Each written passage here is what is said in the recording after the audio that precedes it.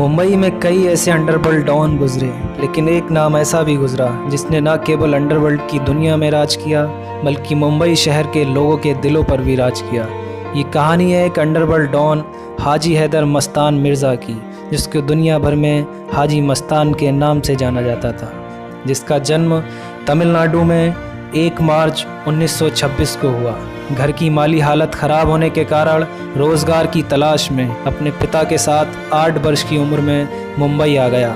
वहाँ पर वह अपने वालिद के साथ साइकिल की दुकान खोलता है और एक मैकेनिक के रूप में काम करता है। एक लंबे अरसे तक उसने मैकेनिक के तौर पर काम किया और वक्त बीतता जा रहा था, यहाँ तक कि हैदर मस्तान मिर्ज़ा 18 वर्ष का हो चुका था। मुंबई के जिस रोड पर उसकी दुकान थी, उस रोड पर हर रोज़ सुबह शाम सैकड़ों लंबी गाड़ी गुजरती थी, जिसे मस्तान मिर्ज़ा बड़ी हसरत भरी निगाहों से देखता था। जो वह काम कर रहा था, उस काम के दम पर वह अपनी ज़िंदगी में कोई बदलाव नहीं देख पा रहा था। एक दिन वह अपनी दुकान छोड़कर बंदरगाह पर जा पहुंचा, जहां पर उसने एक कुली के रूप में काम किया। फिर उसकी मुलाकात अरब शेख मोहम्मद अल गालिब से हुई। वहीं से उसने अल गालिब के लिए काम करना शुरू कर दिया, जो कि मस्तान हैदर मिर्ज़ा से सोने के बिस्किट और इलेक्ट्रॉनिक का सामान व अन्य चीज़ों को छुपाकर बाहर निकलवाया करता था। लेकिन एक दिन पुलिस की रेड पड़ने के कारण मोहम्मद अल गालिब की गिरफ्तारी हो गई, लेकिन जो सोने के बिस्किट का बक्सा था वह मस्तान हैदर मिर्ज़ा छुपा देता है, जो कि पुलिस को नहीं मिल पाता, जिसे वह अपनी झुग्गी झोपड़ी में ले जाकर रख देता है।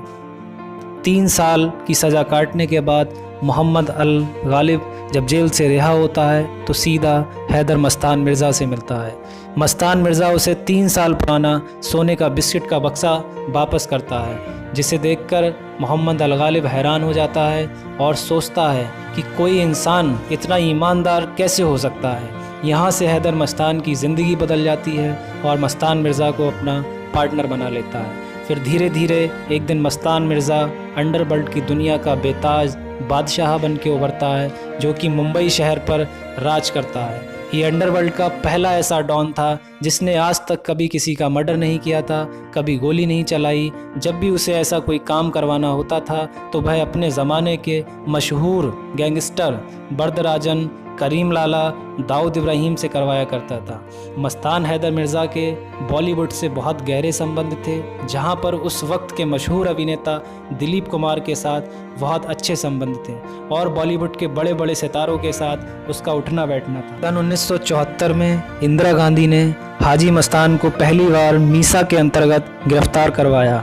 सन 1975 में आपातकालीन स्थिति के दौरान भी मस्तान को जेल में रखा गया। हाजी मस्तान ने इंदिरा गांधी को एक संदेश पहुंचाया कि वह जितना पैसा चाहें ले लें, पर हाजी मस्तान को जेल से रिहा कर दे, पर उसकी ये बात स्वीकार नहीं की गई।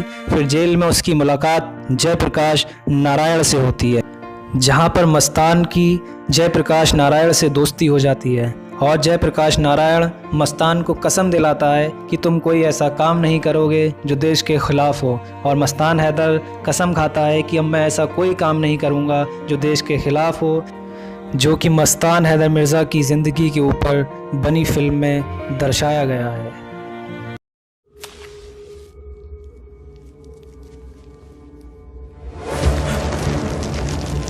ए सुल्तान, ये तूने क्या किया है?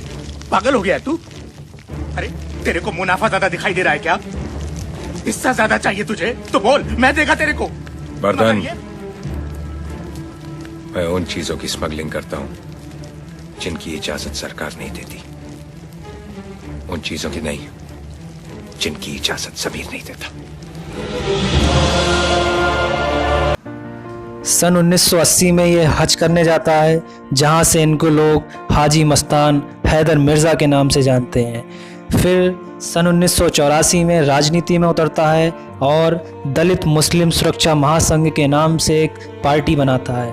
इसमें दिलीप कुमार हाजी मस्तान के साथ रैलियां और प्रचार किया करते थे, और फिर 1990 में इसका नाम बदलकर अल्पसंख्यक महासंघ कर दिया जाता है। हालांकि पार्टी बनाने के बाद चुनाव में बहुत ज़्यादा कामयाबी नहीं मिल पाई। इसके बीच दाऊद इब्राहिम हाजी मस्तान के लिए लगातार काम कर रहा था और कहते हैं कि हाजी मस्तान के उत्तराधिकारी के तौर पर दाऊद इब्राहिम का नाम था। जब तक अंडरवर्ल्ड के अंदर हाजी मस्तान का राज था तब तक ऐसा कोई काम नहीं हुआ जो कि हाजी मस्तान के उसूल के ख़िलाफ़ था, क्योंकि जब तक उसका राज चला तब तक ना तो गरीबों पर जुल्म किया गया, ना किसी बेकसूर की हत्या की गई, क्योंकि हाजी मस्तान गरीबों का मसीहा था। लेकिन जब 25 जून 1994 को उसकी हार्ट अटैक से मौत हुई, उस दिन के बाद से ही अंडरवर्ल्ड की परिभाषा ही बदल गई और फिर हर वो काम होने लगा जैसे हत्या, बॉलीवुड से फिरौती और हथियारों की तस्करी खुले तौर पर होने लगी, जो कि हाजी मस्तान हैदर मिर्ज़ा के उसूलों के ख़िलाफ़ थी।